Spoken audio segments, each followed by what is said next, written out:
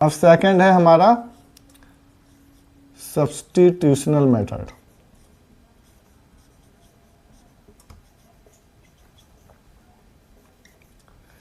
सब्स्टिट्यूशनल method,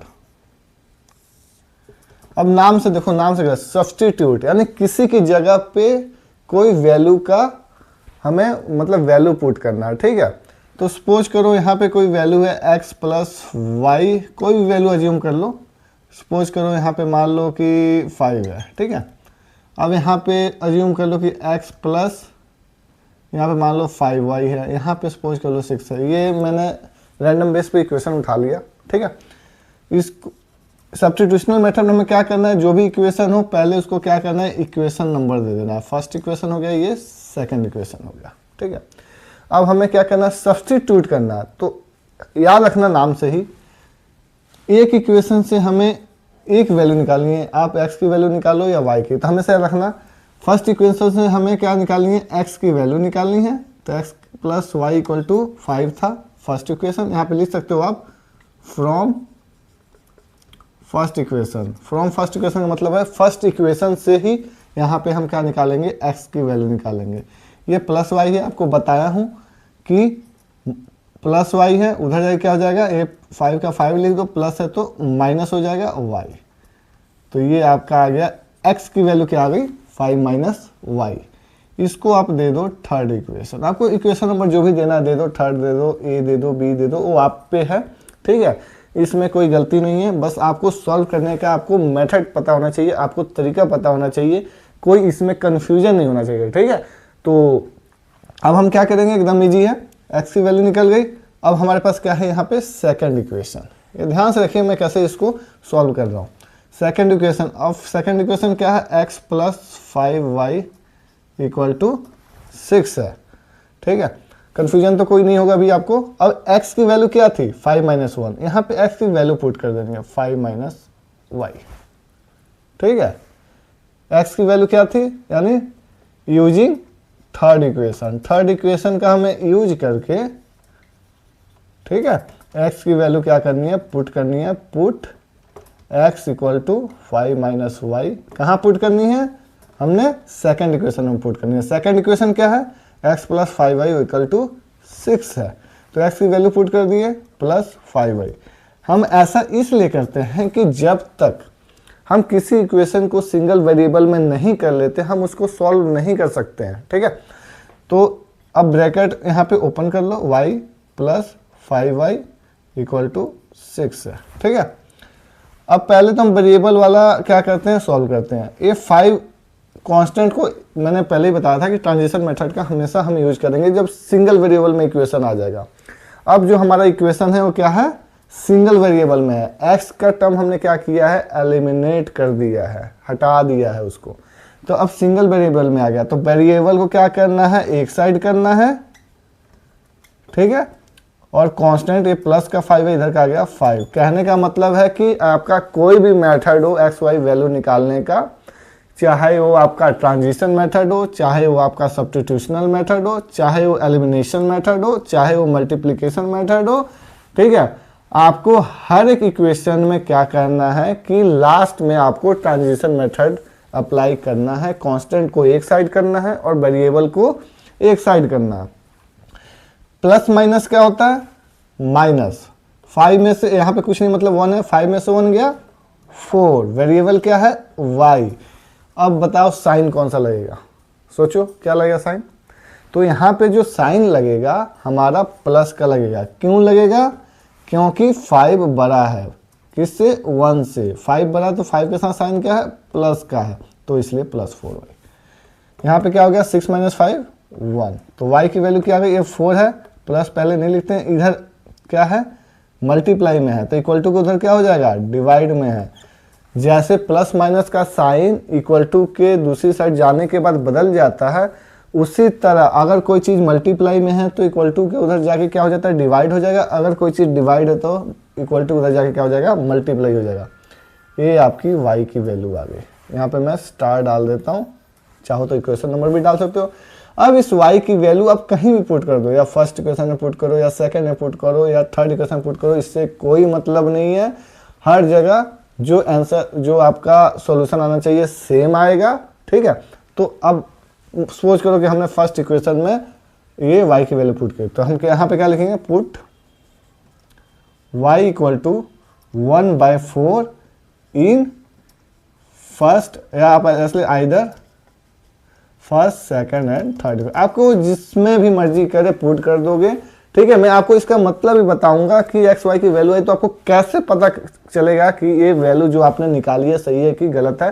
क्योंकि छोटे बच्चे क्या मिस्टेक करते हैं, जो हमारे स्कूलों के एग्जाम में जो क्वेश्चन आते हैं 6 मार्क्स 10 मार्क्स के क्वेश्चन आते हैं, तो एक्स वाई की वैल्यू निकाल देते हैं लेकिन उसको वेरीफाई नहीं करते, जिससे क्या होता है कि वो खुद पे उनको मतलब इतना कॉन्फिडेंस नहीं होता कि क्वेश्चन उन्होंने सही सॉल्व किया कि गलत किया। तो आपको एक्स वाई की वैल्यू निकालने के बाद मैं बताऊंगा ये कि ये जो आपने वैल्यू निकाली हुई है सही है कि गलत है, उसको हम कैसे वेरीफाई करेंगे। ठीक है, तो मान लो कि जो आपका फर्स्ट इक्वेशन था 5 था, फर्स्ट इक्वेशन जो है हमारा 5 है, x प्लस वाई। अब y की वैल्यू कितना पुट करना है, 1/4, तो y की वैल्यू क्या आ गई, 1/4 इक्वल टू 5। क्या करना है, फिर ट्रांजिशन मेथड अप्लाई करेंगे, कांस्टेंट को एक साइड करेंगे, वेरिएबल को एक साइड, तो 5 माइनस 1/4, यहाँ कुछ नहीं है मतलब 1 है। एलसीएम लेने आता होगा, एलसीएम आप ले लो, बाकी मैं एचसीएफ और एलसीएम का वीडियो बनाऊंगा, तो वहाँ पे आप देखना कि एचसीएफ कैसे निकालते हैं, एलसीएम क्या निकालते हैं, कैसे निकालते हैं, इनसे रिलेटेड जो क्वेश्चन को हम कैसे सॉल्व करते हैं, कैसे 2 नंबर्स 3 नंबर्स अलग अलग नंबर्स दिए हों तो उसको कैसे सॉल्व करते हैं, मैं आपको एचसीएफ और एलसीएम के वीडियो में या उसके क्लास में मैं आपको बताऊंगा। ठीक है, यहाँ क्या आ गया, एलसीएम 4 आ गया, यहाँ पे हमारे पास क्या है 1 है, एलसीएम टोटल कितना है 4 है। एलसीएम निकालने का फॉर्मूला देखो, जब हम कैसे ऐसे कोई भी इक्वेशन हम जब सॉल्व करते हैं तो इसका एकदम इजी है कि नीचे जो डिनोमिनेटर में जो भी नंबर दिया होता है उसका हम एलसीएम निकालते हैं। ठीक है, तो ये आ गया 4 आ गया, जो मैक्सिमम वैल्यू होती है हम वो लेते हैं जो जितने नंबर हो उससे डिवाइड होता हो। ठीक है, आगे इससे कॉम्प्लेक्स आ गया तो मैं आपको बताऊंगा। यहाँ 1 है, एलसीएम कितना है 4, हमें 4 बनाना है, तो 1 को कितने से मल्टीप्लाई करेंगे तो 4 बनेगा या 4 बनेगा, तो 4 से मल्टीप्लाई करेंगे। तो जो वैल्यू हम नीचे एलसीएम बना, ध्यान से सुनना जो वैल्यू नीचे दिया हुआ है उसको हमें एलसीएम बनाना है, तो एलसीएम बनाने के लिए क्या करेंगे, जितना है उतने से मल्टीप्लाई करेंगे। तो एलसीएम कितना है 4 है, तो 1 को किससे करेंगे 4 से, उतने से ही ऊपर ही मल्टीप्लाई करना है, यानी 5 को भी 4 से, तो कितना आ गया 20। 5 को भी 4 से करना है, नीचे 4 से करना है तो ऊपर भी 4 से, 20 आ गया। ठीक है, माइनस है तो माइनस, यहाँ पे 4 है, एलसीएम कितना चाहिए 4 चाहिए, तो अब कितने से मल्टीप्लाई करना पड़ेगा 1 से, तो ऊपर भी 1 से करेंगे तो क्या हो जाएगा 1 × 1 1, तो 20 - 1 19/4। तो यहाँ पे आपकी x की वैल्यू क्या आ गई 90/4। अब आपने तो यहाँ पे क्वेश्चन सॉल्व कर दिया, अब आपको कैसे पता चलेगा कि आपने ये वैल्यू सही निकाला या गलत निकाला है। तो आप चाहते हो कि आपका क्वेश्चन गलत ना हो, तो आप देखो कि अब इसको आगे हम कैसे सॉल्व करें। अब कुछ नहीं करना, x और y की दोनों वैल्यू निकल गई, किसी में भी पुट करके देख लो। सपोज करो हम सेकंड इक्वेशन में पुट करते हैं। ठीक है, now in second equation, now from second equation क्या है, x + 5y = 6। अब देखो आप ध्यान से देखो इसको, जो आपके लेफ्ट हैंड साइड में है इसको आप LHS बोलोगे, और जो आपके राइट हैंड साइड में है इसको RHS बोलोगे। LHS का फुल फॉर्म है, ध्यान से सुनो, left hand side, left hand मतलब हमारा जो बायां हाथ है, RHS का मतलब हो गया राइट हैंड साइड मतलब दायां हाथ। ये दो इक्वल टू का मतलब यही होता है ना, इसका मतलब है कि दोनों साइड बराबर हैं, ये वेरिएबल के फॉर्म में है और ये कांस्टेंट के फॉर्म में है। अब हमने क्या करना है, x की वैल्यू यहाँ पे पुट कर देना है 19/4 जो हमारा सॉल्व करके निकला था ये, और y की वैल्यू क्या करना है आपने 1/4 पुट कर देना है, और क्या करना है इसको सॉल्व कर देना। ठीक है, तो इसको हम सॉल्व करेंगे, कहाँ कर दूँ मैं सॉल्व, यहाँ कर देता हूँ। तो सपोज करो 19/4 है प्लस 5 × 1 5/4 हो जाएगा। ठीक है, और उधर क्या था 6 था। ठीक है, दोनों साइड अब कांस्टेंट हो गया, कांस्टेंट को इधर उधर नहीं करना, वहीं पे सॉल्व। यहाँ पे एलसीएम क्या जगह, यहाँ पे 4 है, यहाँ पे 4 है, तो हमें ऐसा वैल्यू लेंगे जो 4 से डिवाइड होता हो, तो एलसीएम दोनों नीचे सेम है तो 4 एलसीएम आ जाएगा। ठीक है, यहाँ पे 4 है, 4 लाने के लिए 1 से मल्टीप्लाई करना पड़ेगा, ऊपर भी क्या करना पड़ेगा 1 से मल्टीप्लाई 1, यहाँ पे भी 1 से तो ऊपर भी 1 से 6। 19 + 5 24/4 इक्वल टू 6, 6 कैंसर 6/6। अगर ये लास्ट ये जो आपका इक्वल आ गया अगर ये आपका इक्वल आ गया तो ये प्रूफ हो गया, आप पूरा कॉन्फिडेंट हो सकते हो अपने जो भी x और y की वैल्यू निकालिए कि वो आपका x और y की वैल्यू क्या है, सही है। अगर ये इक्वल नहीं आता तो आपने कहीं ना कहीं गलती की हुई है, तो आपको क्वेश्चन को क्या करना पड़ेगा, शुरू से स्टेप बाय स्टेप आपको चेक करना पड़ेगा।